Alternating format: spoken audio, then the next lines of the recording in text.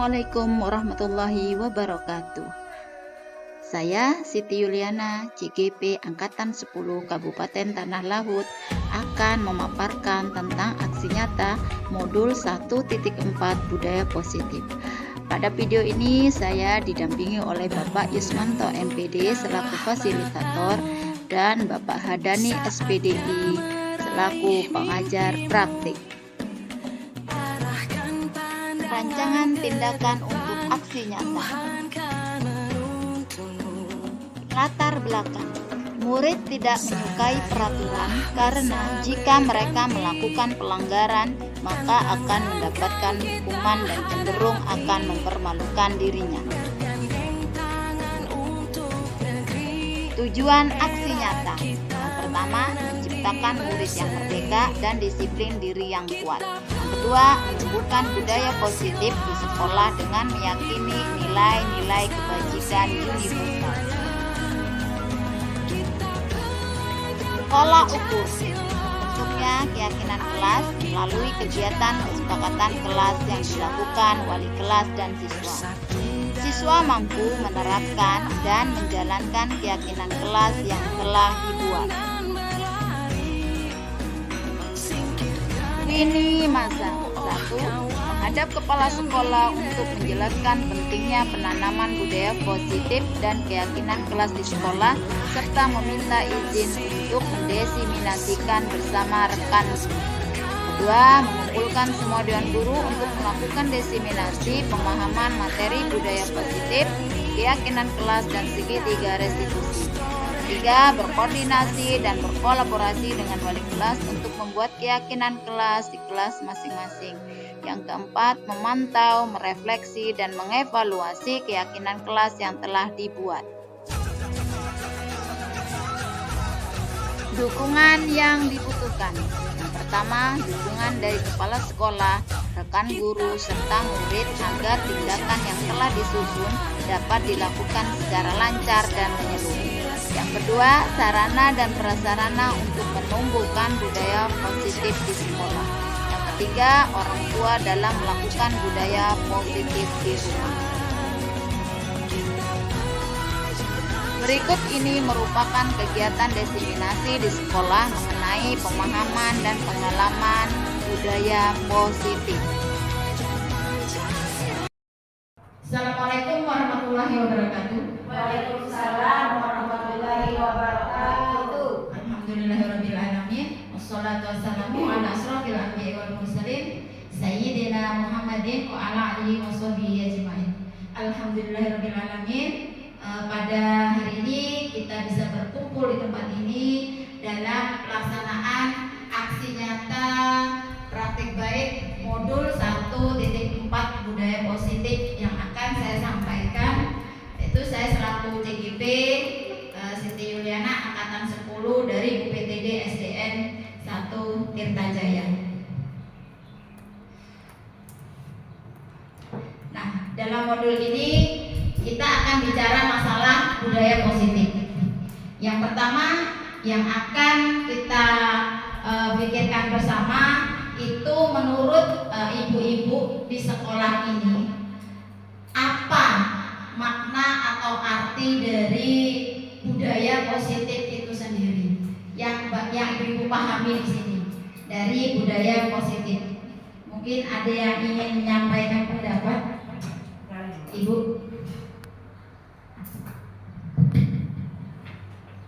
Kalau menurut saya budaya positif itu kebiasaan baik yang dilakukan di sekolah.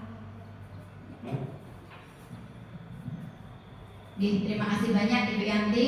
Menurut Bu Yanti itu budaya positif adalah kebiasaan baik yang dilakukan di sekolah. Betul sekali. Yang namanya budaya itu artinya sudah terbiasa atau biasa dilakukan.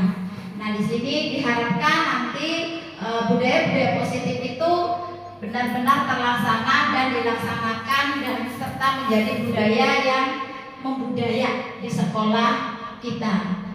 Nah, sekarang kita lihat pengertian budaya positif itu sendiri adalah nilai-nilai, keyakinan, kebiasaan-kebiasaan di sekolah yang berpihak kepada peserta didik. agar mereka dapat berkembang menjadi pribadi yang kritis, penuh hormat dan bertanggung jawab. Nah, di sini nilai-nilai dan keyakinan dari peserta didik. Menurut ibu-ibu, nilai-nilai dan keyakinan yang bisa ditanamkan atau bisa dikembangkan untuk menumbuhkan kekuatan atau kodrat yang ada pada peserta didik itu apa saja? Mungkin Ibu Lita bisa ambil contoh. Menurut Ulun, nilai-nilai keyakinan budaya positif pada siswa itu seperti berakhlak mulia, ya, jujur, disiplin, tanggung jawab, mungkin itu Bu, menurut Ulun. Penuh hormat. Terima kasih luar biasa Ibu Lita. Keyakinan dan nilai-nilai yang kita tanamkan, sebenarnya sudah banyak nilai-nilai atau keyakinan yang kita tanamkan di sekolah ini kepada siswa kita. Tak terlepas dari profil pelajar Pancasila yang menjadi landasan dari penanaman nilai-nilai, keyakinan dan kebiasaan tersebut.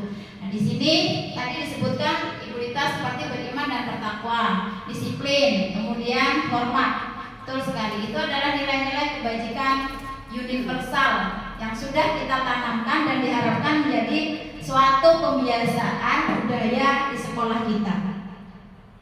Nah, di sini contoh tadi ya Bu ya, seperti yang dikatakan Bu Lita. Yang pertama itu ada berakhlak mulia, 2 pembiasaan senyum, sapa, salam, sopan dan santun. Seperti kita piket itu sudah kita terapkan. Waktu kita piket itu sudah kita terapkan, kita menyambut anak dengan kebiasaan senyum, kemudian kita sapa dengan sopan dan santun. Kemudian saling membantu, mengajari anak untuk bekerja sama dan saling tolong menolong. Kemudian ada lagi menghargai perbedaan, karena kita berasal dari latar belakang yang berbeda, murid kita juga berasal dari latar belakang yang berbeda. Maka kita tanamkan kepada anak kita untuk saling menghargai dan menghormati perbedaan dan keragaman yang ada pada siswa kita tersebut. Kemudian sikap disiplin, kepedulian terhadap sesama, kejujuran, toleransi terhadap sesama. Nah, di sini kita melihat ada perubahan paradigma. Paradigma itu adalah pola pikir, konsep pemikiran yang mempengaruhi tindakan seseorang.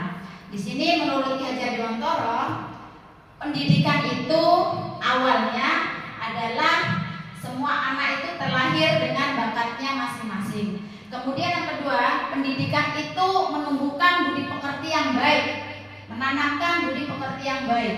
Yang ketiga, tugas guru itu menuntun bagaimana bakat pada anak tersebut dapat berkembang sesuai dengan kodrat alam dan kodrat zamannya. Guru itu diibaratkan petani yang menanam jagung. Siswa itu adalah tanahnya atau tanamannya. Bagaimana tanaman itu bisa subur? Maka tanahnya itu harus dipupuk, disiram, dan diberi berbagai nutrisi agar tumbuh menjadi jagung yang berbuah baik. Itu perumpamaannya. Kemudian pembelajaran itu harus berpihak kepada siswa. Artinya pembelajaran yang menyenangkan. Nah, di sini untuk membangun budaya positif di sekolah itu perlu menyediakan lingkungan positif yang aman, nyaman, dan menyenangkan untuk anak belajar. Kemudian yang kedua itu disiplin ini juga dikaitkan dengan kontrol, dalam hal ini guru dalam menghadapi murid. Nah, sekarang kita akan membuktikan ya Bu ya, bahwasanya kita itu ada yang namanya kontrol guru. Kontrol guru terhadap siswa. Posisi kontrol seorang guru. Nanti kita bahas di situ ada 5 posisi kontrol sebagai guru. Sekarang saya minta Ibu ambil secari kertas. Silahkan kertas tersebut seperti situ ya. Secari kertas, kemudian tuliskan sesuatu yang menurut Ibu berharga dalam hidup Ibu. Tolong ditulis lalu dibayangkan apa yang sangat berharga.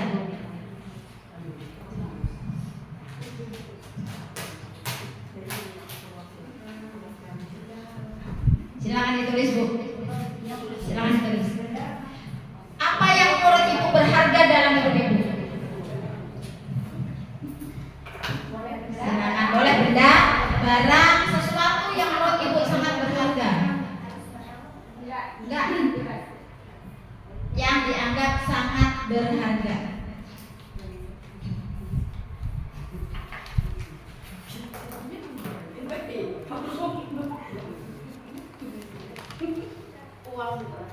Ya sudah. Uang.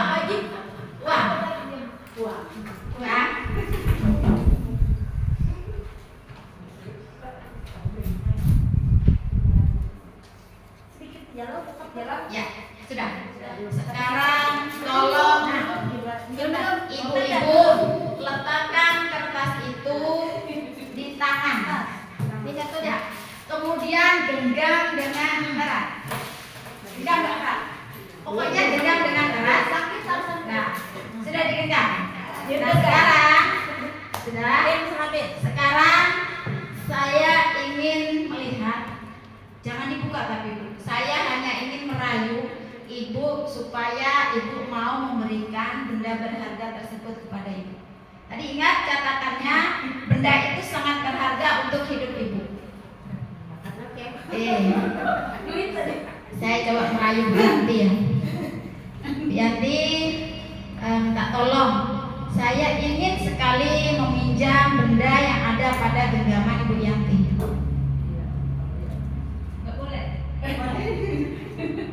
Ternyata Ibu Yanti pelit ya.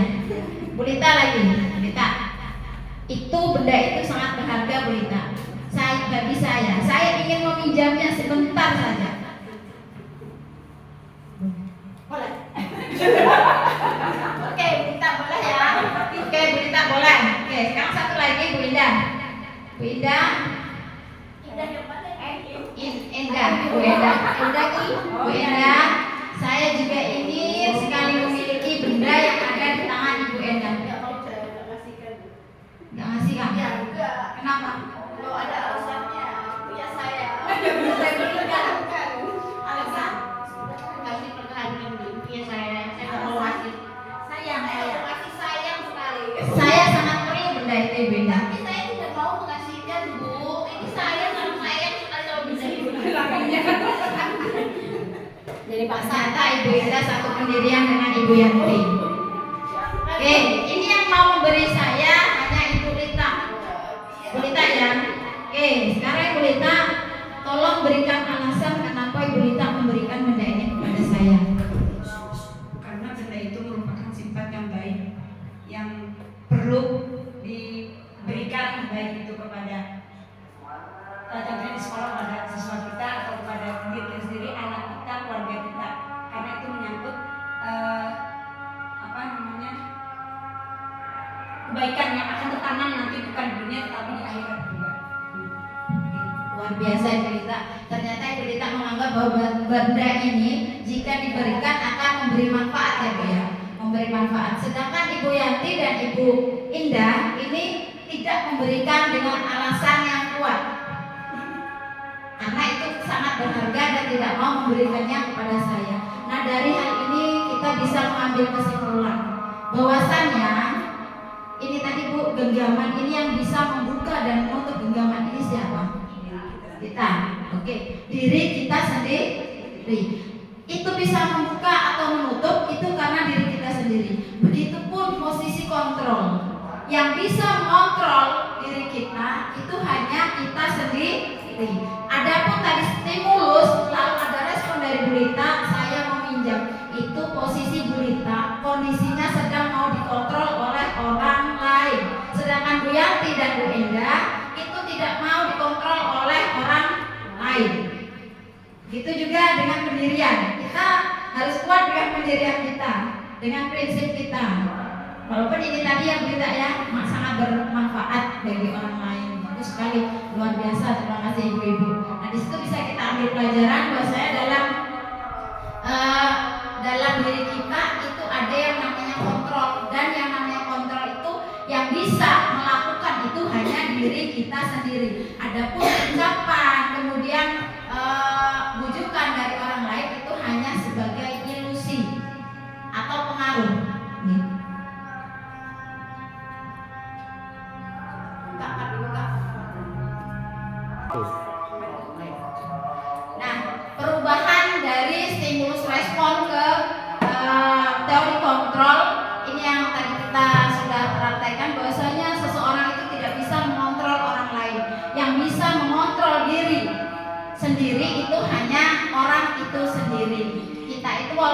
stimulus atau pengaruh-pengaruh, tetapi jika orang tersebut tidak mau kita kontrol, maka stimulus yang kita berikan tersebut tidak akan berpengaruh.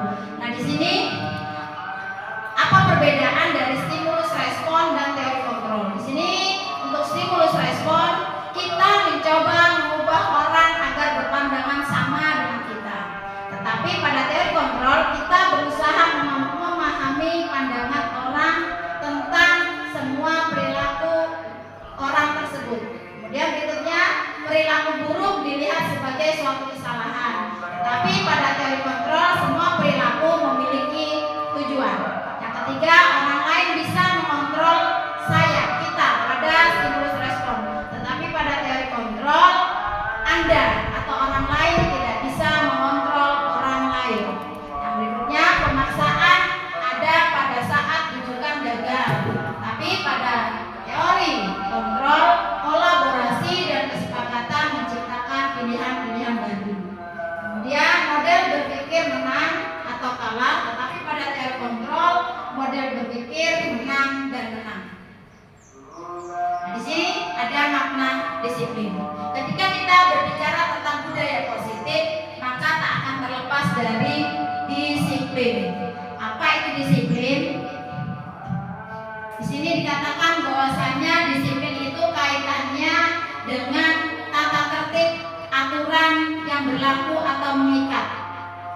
Itu menurut kita. Dan ketika disiplin itu dilanggar, maka akan mendapatkan konsekuensi atau hukuman. Tetapi menurut Ki Hajar Dewantara, disiplin itu mempunyai perspektif yang berbeda. Beliau mengatakan bahwa untuk mencapai kemerdekaan atau dalam konteks pendidikan kita saat ini dan untuk menciptakan murid yang merdeka, syarat utamanya adalah harus ada disiplin yang kuat. Disiplin yang dimaksud adalah disiplin diri yang memiliki motivasi internal. Jika kita belum memiliki motivasi internal, maka kita memerlukan pihak lain untuk mendisiplinkan kita. Nah, di sini ada dikatakan motivasi internal. Motivasi internal itu artinya motivasi itu berasal dari dalam diri kita, bukan dari pengaruh luar. Ketika motivasi melakukan sesuatu dengan motivasi internal, itu akan timbul kesadaran dari dalam diri kita, bukan atas paksaan atau kehendak orang lain. Nah, teori motivasi perilaku manusia itu hanya ada 3. Yang pertama itu untuk menghindari ketidaknyamanan atau hukuman.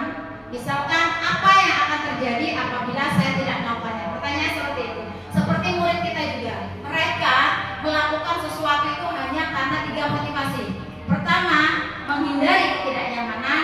Yang kedua, karena penghargaan. Dan yang ketiga, itu adalah sesuai dengan yang diinginkannya. Artinya motivasinya itu internal dari dalam dirinya. Nah, ketika dia melakukan sesuatu karena menghindari ketidaknyamanan, misalkan datang pagi hari karena takut terlambat. Nanti kalau terlambat itu mendapatkan hukuman. Itu artinya dia menghindari ketidaknyamanan. Yang kedua, karena penghargaan.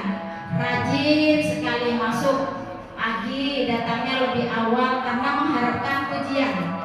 Dan itu yang sering terjadi pada murid kita. Yang ketiga adalah motivasi yang datangnya dari dalam diri anak tersebut. Nah, ini yang diharapkan. Tanpa ada paksaan atau pengaruh dari luar, mereka sadar bahwasanya apa yang mereka lakukan itu adalah yang sesuai dengan harapan mereka sendiri, yang sesuai dengan keinginan dan kemauan mereka tanpa kontrol atau pengaruh dari luar. Nah, di sini kita lanjutkan keyakinan kelas, hukuman dan penghargaan.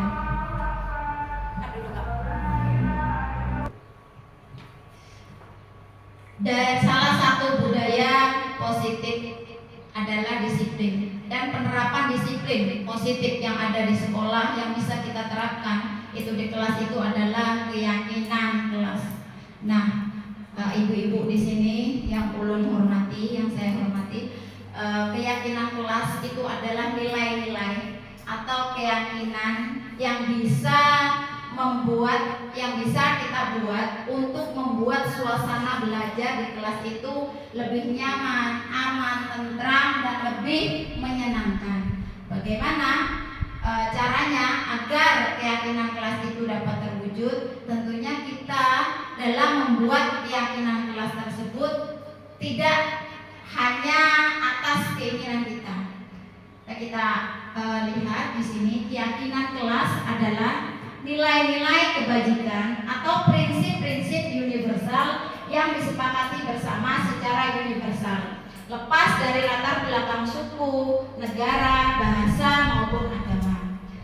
Menurut Goshen, suatu keyakinan akan lebih memotivasi seseorang dari dalam. Seseorang akan lebih bersemangat untuk menjalankan keyakinannya daripada hanya sekedar mengikuti serangkaian peraturan. Nah, di sini salah satu penerapan keyakinan kelas itu dengan membuat kesepakatan kelas.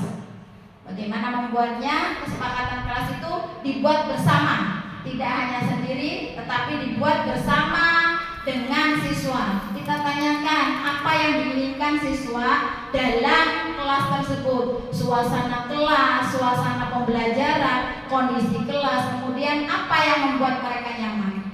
Awalnya kita kenalkan mereka dengan nilai-nilai kebajikan, dan dari nilai-nilai ini nanti mereka akan bisa menyimpulkan sendiri bagaimana kondisi kelas yang aman, nyaman, dan menyenangkan bisa terwujud. Dengan adanya kesepakatan kelas ini, siswa tentu akan lebih termotivasi dan lebih belajar itu lebih menyenangkan, tidak dengan paksaan atau dengan pengaruh dari kita.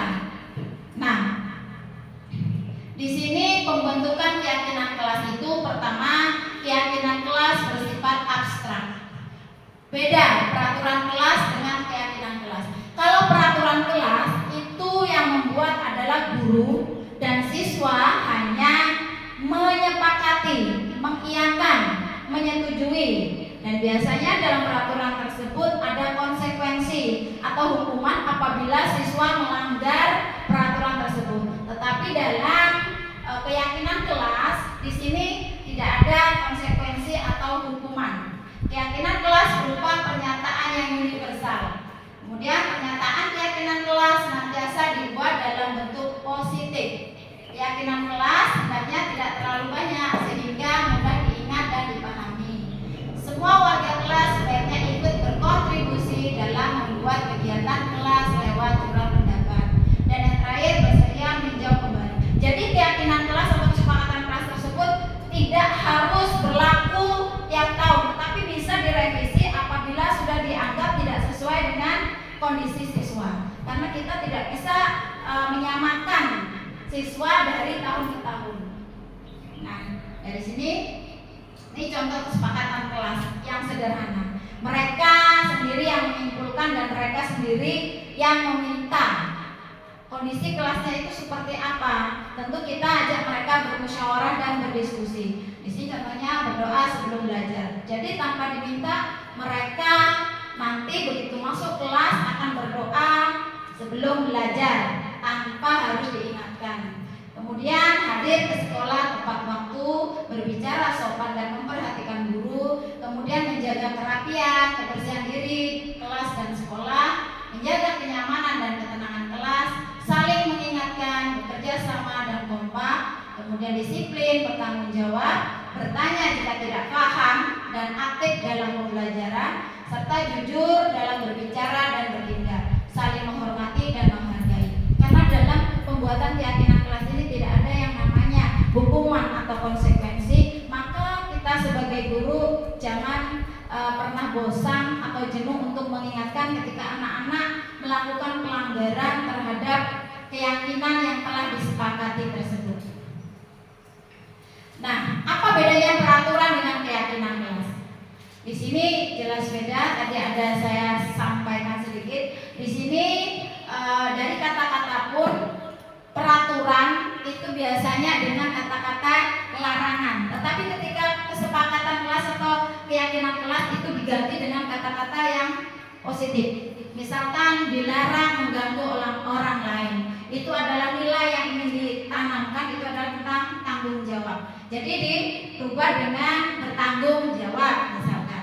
Kemudian hadir di sekolah 15 menit sebelum pembelajaran, itu menghormati orang lain dan diri sendiri, dan seterusnya. Kita bisa mengganti dengan kata-kata yang lebih positif. Nah, dari sini apakah ada yang ingin ditanyakan atau kurang jelas, Ibu-ibu? Atau masukan yang ingin Ibu tambahkan?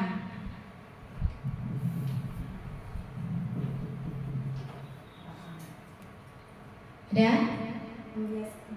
Membiasakan anak-anak kan biasanya kalau makan, bagaimana kita semua membiasakan. Kan sering dibilangnya makan itu jangan sambil berdiri, kan budaya itu kayak budaya susah ya, kan berdiri, minum berdiri, sering sudah kita tegur bagaimana supaya caranya. Mungkin bisa kan selama ini kita jangan apakah ada kata yang santun atau supaya anak lebih perhatian. Banyak kan yang berdiri terus jangan duduk, nah kita kan sudah lama kayak apa supaya mungkin itu ya pertanyaan. Seperti yang saya katakan tadi, bahwasanya kesepakatan kelas itu sebagai guru, walaupun sudah disepakati, kita itu tidak pernah jenuh dan bosan mengingatkan. Pasti tiap hari itu masih ada anak yang seperti itu. Kayak seperti tadi kata Ibu Lita, anak makan masih sambil berdiri. Jangan makan berdiri, biasanya seperti itu. Kalau peraturan ya kata-katanya itu bisa dirubah, misalkan duduk lebih baik nak, gitu kan Bu, misalkan kan seperti itu. Untuk anak-anak yang kelas rendah mungkin seperti itu. Kalau lebih baik lagi dengan, kalau dalam Trikon Ki Hajar Dewantara itu ada yang namanya ingarso sumtulado. Memang kita sebagai guru memberikan contoh dan tauladan yang baik. Mereka akan lebih mudah melihat contoh, akan meniru contoh yang kita berikan daripada hanya sekedar kata-kata. Itu Bu. Nah, ini contoh pembuatan kesepakatan kelas yang kemarin sudah dilaksanakan di kelas 4. Pertama, guru tentu membimbing mereka dalam pembuatan kesepakatan kelas. Anak-anak disuruh menuliskan nilai-nilai atau keyakinan yang ingin mereka capai atau laksanakan dalam kelas. Nanti kesepakatan yang seperti apa yang ingin mereka wujudkan, tentu sebelum mewujudkannya itu ada nilai-nilai yang harus dilaksanakan atau dituliskan dulu. Nah, di sini mereka menuliskan dalam kertas keynote apa nilai-nilai apa yang ingin mereka capai. Kemudian mereka menempel pada kertas karton. Dari situ ada 24 siswa yang memiliki keinginan yang berbeda. Di situ kita simpulkan atau kita kumpulkan mana-mana siswa yang keinginan siswa yang sama. Nah, dari keyakinan yang sudah mereka tulis itu tadi, nilai-nilai kebajikan universal, nanti akan terbentuk keyakinan kelas. Setelah terbentuk keyakinan kelas yang di sebelah kanan yang ada anak menandatangani, itu terbentuk, disepakati, maka ditandatangani oleh guru, wali kelas, beserta siswa. Nah, artinya itu sudah sah untuk digunakan, dan ketika ada pelanggaran, anak yang melakukan pelanggaran tidak dengan hukuman, nanti ada bab berikutnya itu restitusi. Bagaimana penyelesaian masalah ketika anak melakukan pelanggaran dalam kesepakatan kelas yang telah dibuat. Ini kesepakatan mereka, dan ini ditempel di kelas. Boleh lebih rapi, misalkan diketik atau dibuat banner, tetapi saya sengaja dengan tulisan mereka karena mereka biar ingat apa yang telah disepakati dan disetujui bersama di dalam kelas tersebut yang harus diwujudkan. Nah, di sini tadi kita ada kesepakatan kelas. Sekarang penghargaan. Penghargaan itu biasanya diberikan ketika seseorang itu melakukan sesuatu yang baik. Itu murid ataupun orang pasti suka diberi penghargaan. Penghargaan itu tidak hanya dalam wujud benda, tapi juga dengan pujian atau misalkan dengan ucapan-ucapan yang baik, yang intinya itu menyenangkan bagi murid. Kemudian ternyata penghargaan itu sekarang gini Bu, saya bertanya, apakah anak yang selalu yang di kelas Ibu, apakah anak yang selalu diberikan penghargaan itu prestasinya selalu baik? Tidak. Bisa? Ada yang berikan jawaban? Boleh mengungkapkan? Karena belum tentu anak yang nilainya baik, yang peringkat 1, 2, 3 itu sikapnya baik atau sopan. Bisa aja anak yang nilainya dapat 100 setiap ulangan itu bisa sikapnya jelek di kawannya.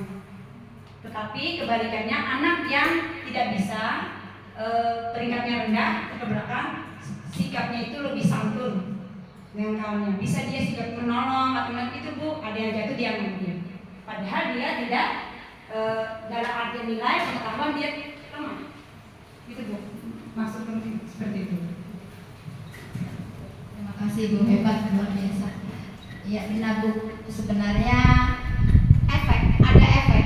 Anak yang selalu kita menganggap bahwasanya murid kita yang selalu kita berikan penghargaan itu akan selalu melakukan kebaikan. Itu sudah seolah-olah terdogma dalam pikiran kita. Padahal tidak selamanya seperti itu. Bahkan penghargaan yang kita berikan secara berlebihan kepada siswa kita itu bisa merusak mental mereka sendiri. Terkadang mereka terlalu berlebihan menyikapi apa yang kita berikan. Misalkan hari ini kita berikan hadiah karena dapat 100, besok dia akan menunggu lagi itu ketika dia mendapatkan nilai yang baik. Jadi intinya penghargaan itu tidak selalu memberikan efek positif. Ada anak yang tidak diberikan penghargaan tetapi dia selalu melakukan hal-hal yang positif, bisa juga. Tetapi ada anak yang selalu diberikan penghargaan ketika dia melakukan hal yang positif, tetapi efeknya itu nanti negatif. Nah, adapun beberapa efek negatif atau pengaruhnya kepada anak itu, anak yang selalu diberikan penghargaan itu dalam jangka pendek maupun jangka panjang itu berpengaruh. Ketika dia nggak dikasih lagi itu nanti mengharapkan, itu pasti menunggu. Nah itu, kemudian penghargaan itu yang kita berikan itu seolah-olah menghukum. Ketika kita memberikan dia hari ini ranking 1, kemudian beberapa saat kemudian dia tidak mendapatkan ranking, dia itu merasa dirinya itu dihukum, seperti penyesalan yang luar biasa, dan itu memang benar-benar terjadi, Kemudian kadang-kadang anak yang selalu diberikan penghargaan itu dalam mengerjakan tugas itu karena dia pikirannya hanya penghargaan, ketepatannya itu menurun, ngasal, mengerjakannya itu ngasal, cepat-cepat, jadi cepat pulang, gitu kan? Jadi siapa cepat, ayo kadang-kadang tulisannya kurang rapi atau seperti apa. Oke, dan berikutnya penghargaan tidak efektif. Tadi kita katakan tadi bahwasanya kalau tidak dikasih nanti mengharap, artinya itu menjadi umpan yang kurang positif. Seperti itu juga dilakukan berturut-turut, dan penghargaan ini merusak hubungan. Anak yang terlalu kita puji berlebihan di kelas itu akan membuat temannya iri, dan itu realita. Itu sering terjadi, bahkan yang tidak sering dipuji pun seperti itu, hanya sekali nanti misalkan sebulan hebat dapat 100, yang satunya dapat 50. Saya nggak dipuji ya Bu, itu sudah menimbulkan kecemburuan atau merusak hubungan. Misalnya nanti siswa yang tidak dapat nilai bagus itu membenci temannya yang dapatkan nilai bagus. Nah, kalau hukuman biasa dilakukan kalau anak itu melanggar tata tertib atau aturan yang berlaku di sekolah. Biasanya hukuman itu bersifat menyakiti. Kalau hukuman itu bersifat menyakiti dan dalam jangka waktu panjang itu menjadi ingatan atau memori yang susah untuk dihilangkan. Kemudian di sini ada yang namanya konsekuensi. Kalau hukuman itu sifatnya dadakan. Dadakan itu tiba-tiba, seperti anak ketahuan berkelahi. Itu misalkan kita kasih hukuman untuk membersihkan WC selama 2 hari berturut-turut, misalkan itu dadakan.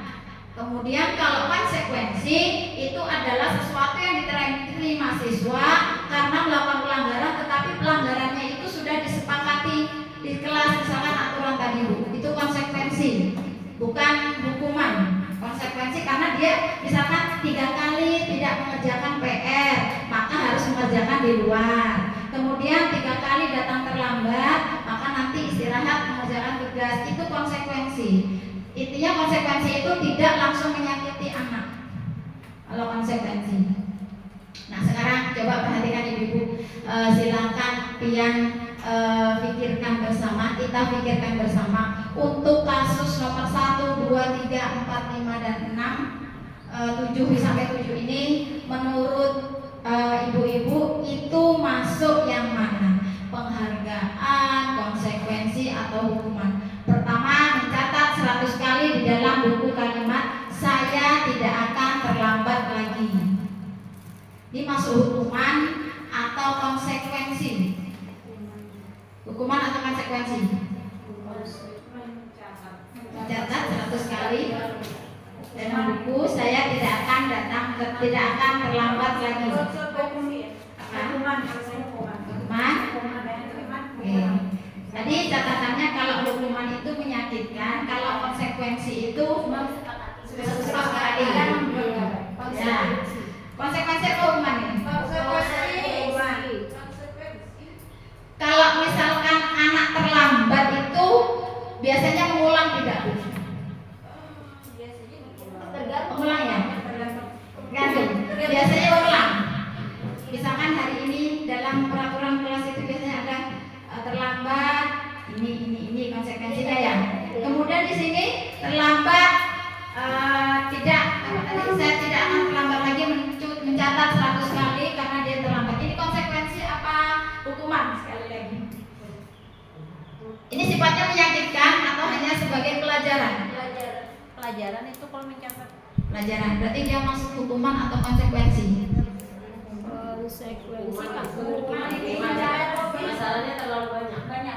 Banyak.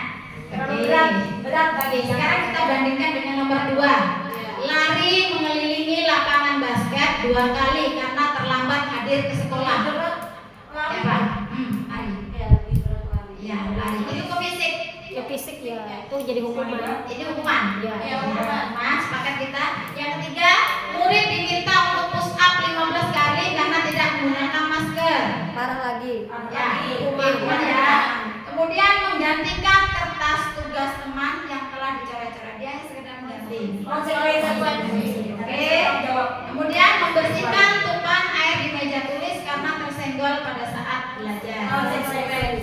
Terakhir, bukan, masih ada. Murid disuruh untuk tidak mengenakan sepatu seharian di sekolah karena tidak mengenakan sepatu hitam. Hukuman. Yang terakhir, lari mengelilingi lapangan basket 2 kali karena terlambat 10 menit untuk pelajaran pijok. Ini pelajarannya pijok. 2 kali. Pijok, ini pijok ya. Apa ini? Konsekuensi apa bukan? Karena dia pelajaran sesuai. Ya, terima kasih. Karena ini sesuai nih. Nah tadi sudah saya sampaikan bahwasanya hukuman dan konsekuensi itu berbeda. Kalau hukuman itu lebih ke arah fisik dan menyakiti. Kalau konsekuensi itu apa ya? Ya pembelajaran, sebagai pembelajaran saja. Tapi bukan berarti konsekuensi itu tidak baik. Sama-sama baik, cuman efeknya itu lebih parah. Hukuman, karena hukuman itu jangka panjang, akan selalu ingat. Anak yang pernah kita sakiti itu ya ingat bahkan sampai kapanpun kalau ketemu kita, oh itu kemarin Bu Yuli pernah nginginkan saya, itu pernah saya mengalami bertemu siswa yang seperti itu. Ya. Nah sekarang kita ya posisi kontrol guru ini yang sering kita sudah melakukan, tetapi terkadang kita itu tidak sadar posisi kontrol kita itu sebagai apa. Di sini sebenarnya posisi kontrol kita sebagai guru itu ada 5. Pertama sebagai penghukum, yang kedua pembuat rasa bersalah, yang ketiga teman, yang keempat pemantau, dan 1 manajer. Penghukum itu misalkan anak berbuat salah jelas langsung diberikan hukuman baik ucapan maupun tindakan. Itu hukuman, penghukum. Guru sebagai penghukum, itu posisi kontrolnya. Yang kedua, itu guru sebagai pembuat rasa bersalah. Misalkan anak itu sudah melakukan kesalahan seminggu yang lalu, tetapi ketika dia melakukan kesalahan lagi, guru ini mengingatkan, nah kemarin kan kamu sudah melakukan, kamu melakukan lagi. Itu artinya membuat anak itu merasa bersalah. Kata-kata kita yang mengolah. Nah ya kalau kamu lagi yang bikin, nah itu membuat anak merasa bersalah. Kalau teman itu biasanya kita kepada teman itu, anak-anak kelas tinggi itu lebih suka kalau bermasalah itu diajak bicara dari hati ke hati. Misalkan, ayo ada apa ini, gimana sih tadi kejadiannya, dengan kata-kata yang lebih lembut. Nah kemudian kalau sebagai manajer pemantau, itu hanya memantau, melihat, bukan berarti tidak berbuat apa-apa. Tetapi ketika ada masalah itu tidak melakukan hukuman, memberikan nasihat, tapi tidak menghukum kepada siswa. Dan yang terakhir itu adalah manajer. Dan posisi tertinggi seorang guru itu adalah ketika dia posisi kontrolnya sebagai seorang manajer. Manajer itu artinya menyelesaikan masalah tanpa menimbulkan masalah baru. Anak itu begitu bermasalah diselesaikan dengan cara yang lebih bijak, tanpa menyakiti atau melakukan hal-hal yang membuat anak itu merasa kurang percaya diri atau rusak percaya dirinya. Nah, di sini nanti posisi kontrol kita sebagai guru ini ada kaitannya dengan restitusi yang akan dilakukan di kelas dengan segitiga restitusi. Ya. Di kata-katanya, kalau seorang penghukum itu biasanya langsung patuhi aturan saya atau awas, itu kata-kata penghukum. Kemudian kamu selalu saja salah, selalu menyalahkan, itu kata-kata penghukum. Kalau pembuat rasa bersalah, ini ada ibu sangat kecewa sekali dengan kamu beberapa kali. Nah tadi kan kejadiannya itu sudah berlalu, tetapi ketika anak melakukan kejadian yang sama itu diulang lagi, diingatkan lagi. Berapa kali bapak harus memberitahu kamu? Nah ini gimana coba kalau orang tua kamu tahu kamu berbuat begini. Kemudian kalau teman itu misalkan, ayo bantulah demi bapak ya, ayo ingat tidak bantuan bapak selama ini. Artinya itu berbicara itu sebagai partner, bukan seperti guru dengan siswa. Tuh, oke. Nah kalau pemantau ini cuman peraturannya apa, tetapi tidak memberikan hukuman juga, hanya mengingatkan hal-hal yang positif. Nah, apa yang telah kamu lakukan, sanksi atau konsekuensinya apa, hanya bertanya kalau pemantau itu. Dan kalau manajer di sini tentu beliau selain melibatkan siswa dalam menyelesaikan masalah, juga beliau memberikan solusi terbaik. Kalau manajer dengan kata apa yang kita yakini, kesepakatan apa yang sudah kita yakini, jika kamu meyakininya, apa kamu bersedia memperbaikinya. Nah ini kata-kata seorang manajer. Dan posisi tertinggi seorang guru itu ketika dia berada pada posisi kontrol manajer. Nah di sini ada beberapa kondisi. Silakan ibu-ibu baca di situ kira-kira posisi kontrol yang cocok dan sesuai itu sebagai apa. Tadi ada 5, penghukum, kemudian teman, pemantau, kemudian manajer, dan pembuat rasa bersalah. Nah ini, saya kecewa sekali dengan kamu. Kira-kira kata-kata guru sebagai apa ini? Saya kecewa, dia langsung mengungkapkan sama murid. Apa ini? Nah, pembuat bersalah. Kemudian ini, kamu tidak pernah benar melakukannya. Seolah-olah murid itu salah terus, murid itu melakukan kesalahan terus. Apa itu? Penghukum ya? Kan menyalahkan sudah tanpa menerima alasan siswa. Yang ketiga, ayolah lakukan demi ibu bapak. Seolah ngajak berbicara dengan partner, ya teman. Kemudian, bagaimana kamu bisa menyelesaikan masalah ini? Ini penawaran. Penawaran di situ nanti akan menyelesaikan bersama-sama. Artinya sebagai apa tadi Bu? Sebagai dia tidak menyalahkan siswa, tetapi menjadi solusi penyelesaiannya itu dicari bersama. atau manajer? Manajer apa? Menyelesaikan masalah ini dengan penawaran, kemudian manajer tidak memberikan langsung punishment atau hukuman. Kemudian terakhir, kamu selalu yang paling terakhir. Kamu selalu yang paling terakhir. Hukum ya. Nah, sekarang kita masuk ke kebutuhan dasar manusia. Apa hubungannya antara posisi kontrol dengan kebutuhan dasar manusia? Di sini kita pusatkan kepada siswa kita. Bahwasanya siswa kita itu, peserta didik kita itu juga memiliki kebutuhan yang pastinya harus kita penuhi sebagai guru. Kita jika menginginkan anak itu belajar senang, belajar nyaman, aman dan tentram, tentu kita memahami sebenarnya anak ini kebutuhan apa yang harus kita penuhi, bukan kebutuhan jasmani, tetapi anak ini kebanyakan lebih ke rohani. Rohani. Di sini kebutuhan dasar itu ada 5. Pertama, bertahan hidup. 2, kasih sayang dan rasa diterima. 3, penguasaan. 4, kebebasan. 5, kesenangan. Di sini bertahan hidup itu seperti tentu ke jasmani. Makanan ini pasti sering sekali terjadi di kelas. Misalkan si anak si A ada dia punya kebiasaan mengambil kue temannya, mengambil makanan temannya. Itu sebenarnya kalau kita pahami bahwasannya itu adalah salah satu kebutuhannya itu tidak terpenuhi, yaitu kebutuhan bertahan hidup. Karena dia pasti yang diambil itu dimakan. Itu hanya untuk bertahan hidup, makanan itu. Tapi memang ada anak yang sengaja usil. Nah, itu kan nanti hubungannya kalau ke situ nanti kesenangan. Ada anak-anak yang dengan senang sekali, bangga sekali ketika membuat temannya menangis. Itu masuk ke kesenangan. Dia senang sekali melakukan hal seperti itu. Nah, bagaimana kita sebagai seorang guru menyikapi hal tersebut? Kemudian kasih sayang dan rasa diterima. Anak ini di kelas minta perhatian terus, minta diperhatikan, minta dipanggil, minta dikasihi. Itu adalah kebutuhan yang harus kita penuhi, adalah kasih sayang dan rasa diterima. Kemudian ada penguasaan.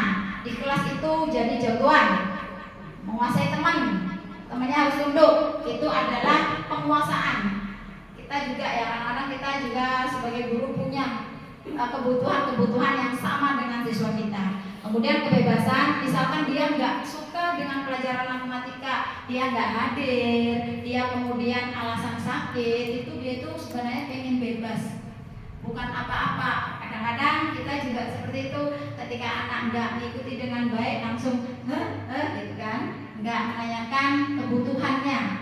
Dan hal-hal seperti ini adalah hal-hal yang wajib kita pahami, kebutuhan dasar dari siswa kita sendiri.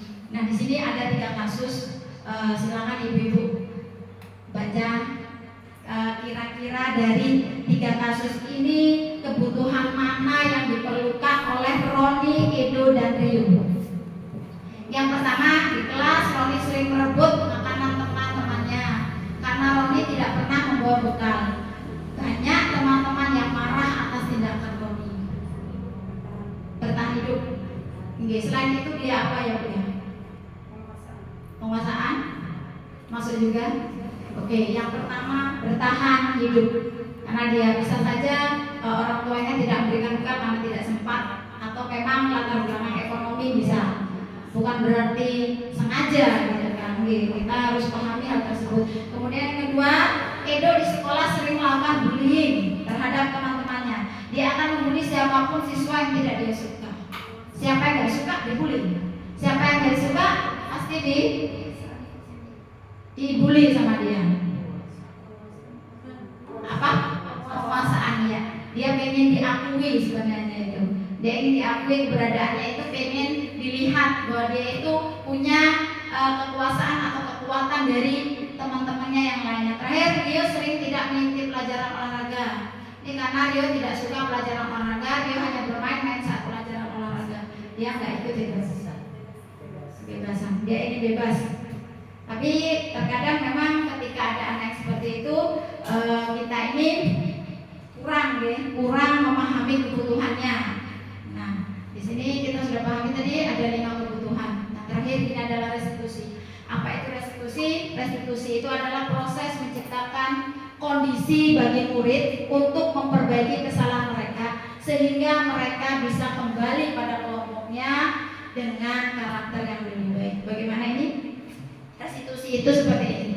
Misalkan anak melakukan kesalahan, anak itu tidak langsung divonis salah, tidak langsung disalahkan atau tidak langsung diberikan kata-kata hukuman atau yang lainnya, tetapi kita ajak anak itu untuk duduk bersama, kita cari tahu awalnya, latar belakangnya mereka berbuat seperti itu. Kemudian nanti kita setelah itu kita tanyakan kenapa, alasannya, kemudian kita validasi kesalahannya, dan terakhir kita tanyakan keyakinan kelas. Kalau di kelas itu sudah dibuat keyakinan kelas, kesepakatan kelas, maka kita kembalikan kesepakatan kelasnya seperti apa. Misalkan anak bertengkar di kelas, di situ kalau bertengkar kan berarti tidak menjaga keamanan dan kenyamanan kelas. Kata-katanya itu kan seperti itu kalau disepakatan.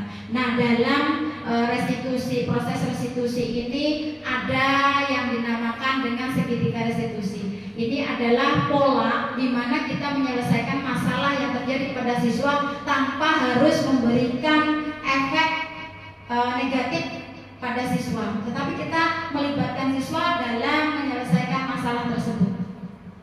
Sini ada yang namanya segitiga restitusi. Ada 3 tahap pada segitiga restitusi. Yaitu menstabilkan identitas, memvalidasi tindakan yang salah, dan menanyakan keyakinan. Nah, ini adalah alur dari segitiga restitusi. Pertama, menstabilkan identitas. Ketika anak itu datang dengan kesalahannya, kita tanyakan, tadi ibu dengar kamu bertengkar ya sama si ini. Kemudian anak ngomong, iya bu, saya bertengkar. Kemudian tanyakan lagi, apa penyebabnya? Mereka akan bercerita, ini bu. Kemudian yang kedua itu menstabilkan identitas dulu, agar anak itu tidak tegang. Tapi ketika anak itu membawa masalah, kemudian kita langsung dengan ketegangan, tentu anak akan semakin stres.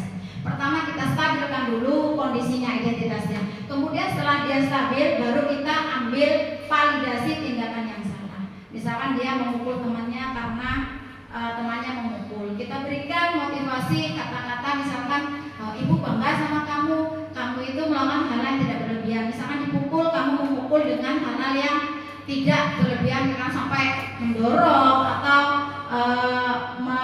menyakiti yang gimana ya. Kalau dipukul ya dipukul balas gitu aja. Maksudnya itu tidak berlebihan pembalasan yang dilakukan. Jadi kita kuatkan. Dan yang terakhir itu menanyakan keyakinannya. Kalau kamu bertengkar gini, kamu melanggar kesepakatan kelas tidak? Iya bu, misalkan dia melanggar kesepakatan kelas yang mana? Tentu tentang keamanan dan kenyamanan di kelas. Kemudian kita tawarkan, apa solusi yang terbaik menurut kamu agar kamu tidak mengulangi hal ini? Dia nanti akan berikan jawaban. Jangan dibuat anak itu takut, tetapi kita buat supaya dia bisa terbuka. Ketika dia sudah bicara, saya tidak akan mengulanginya lagi bu, saya berjanji saya tidak akan melakukan hal seperti ini. Itu sudah merupakan solusi terbaik tanpa memberikan hukuman atau konsekuensi. Tetapi pelaksanaan restitusi ini di kelas tidaklah mudah, karena faktanya memang sering sekali anak melakukan hal-hal yang seperti ini, tidak hanya sekali. Jadi sebagai guru kita selalu mengingatkan dan tidak bosan untuk menasihati.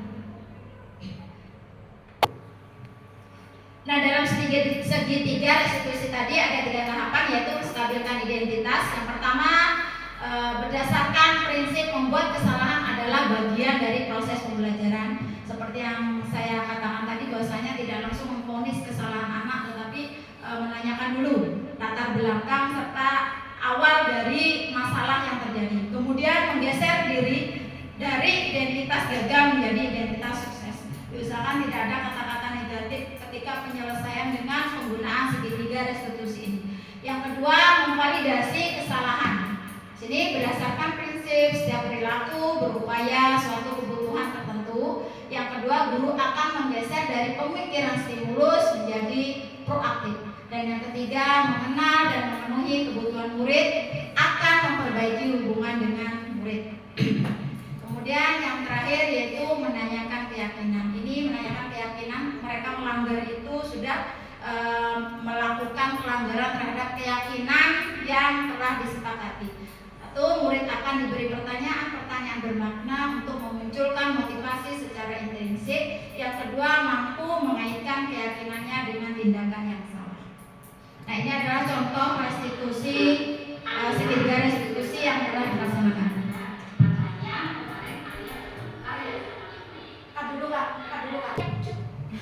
Nah, berikut adalah contoh segitiga restitusi dalam penyelesaian masalah yang ada di kelas.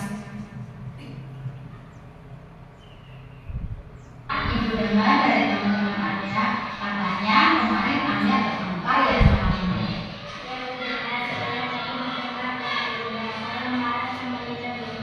Kenapa kamu marah sama Linda? Karena Linda menyebut nama adik saya tidak saya tahu tapi kedua kali dulu. Oh gitu, wajar saja kalau kamu marah ya. Sudah saya bilang sama Linda untuk dia dan dia menyebut nama adik saya lagi tapi dia tetap menghindarinya. Oh gitu ayah. Kalau ibu jadi ayah, tentu ibu akan marah. Nah, di sini kata-kata pertama, kata-kata yang sudah diucapkan oleh guru dan siswa itu dalam masuk bagian menstabilkan kondisi atau identitas. Ketika dia bercerita dan guru merespon. Kemudian di sini kita akan masuk pada tahap validasi kesalahan. Sama seperti Anda, mungkin ibu juga akan marah sama Linda. Lalu apa yang Anda lakukan pada Linda? Saya marah sama Linda dan saya memberikan Linda hingga Linda terjadi dan menangis. Oh begitu ayah. Pasti kamu punya alasan kenapa kamu mau melakukan hal itu ya. Tentu saja saya diam dan Linda menyebut nama ayah saya dan menjadi bahan omongan. Jadi saya marah. Oh iya wajar saja kamu marah. Kamu tentu tidak terima kan kalau nama orang tuamu dijadikan bahan omongan. Walau kamu sudah membela diri, tapi Linda tetap saja mengolok-olok orang tua kamu. Nah, secara berlebihan kan tadi ngolok-ngoloknya sampai kamu marah. Nah, ibu bangga sama kamu walaupun kamu sama Linda diolok-olok nama orang tuamu, tetapi kamu tidak membalas dan kamu tidak melakukan hal yang berlebihan terhadap Linda. Misalkan membunuh Linda atau membunuh Linda. Yang tadi kita pikirkan, menurut Anda, tindakan ayah marah hingga membuat Linda nangis itu benar atau salah? Tidak Bu. Benar atau salah? Salah. Oke. Nah, menurut ayah keyakinan apa yang ayah langgar?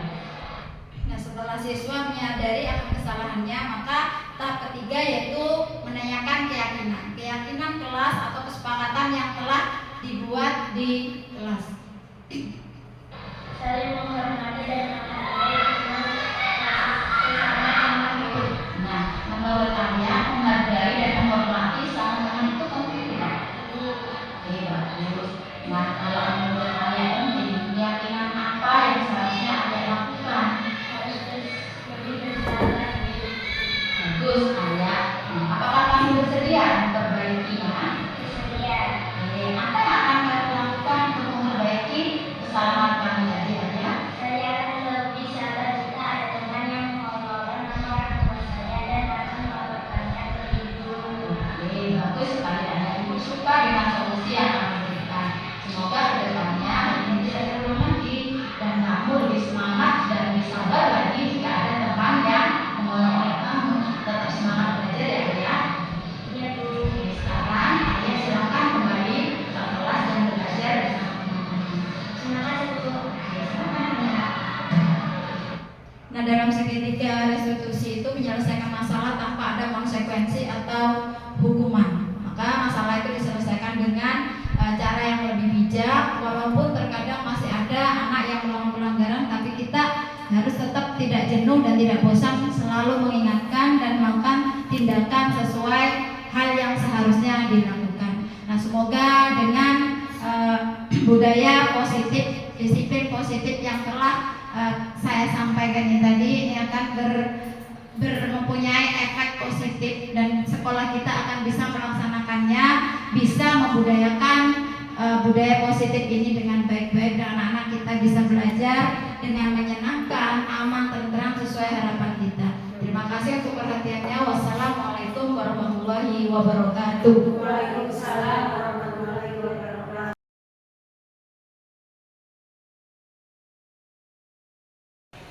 Assalamualaikum warahmatullahi wabarakatuh.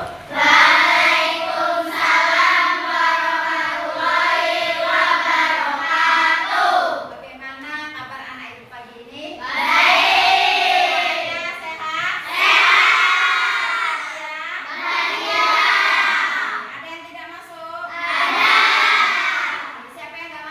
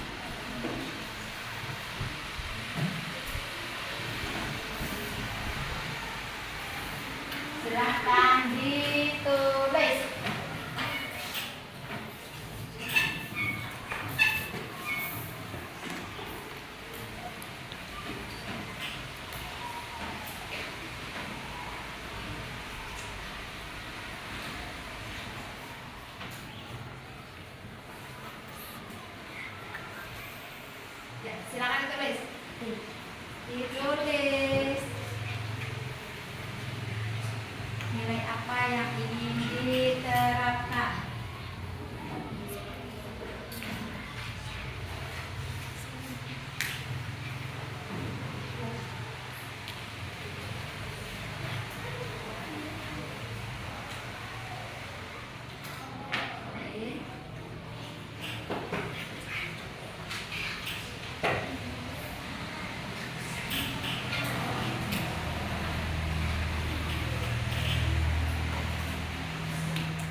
Sudah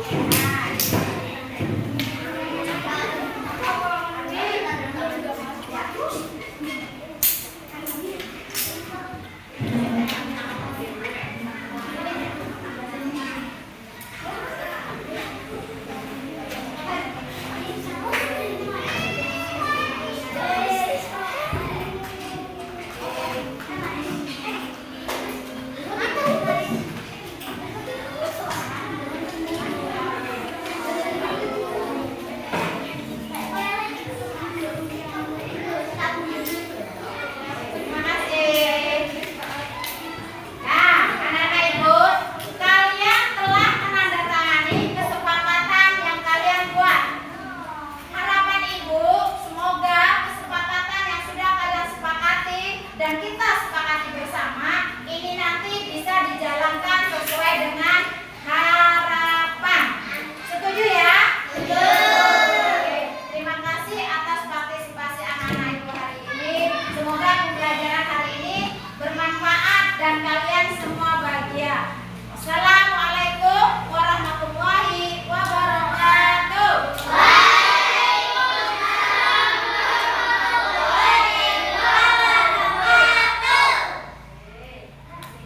Yang tanda tangan belum ada.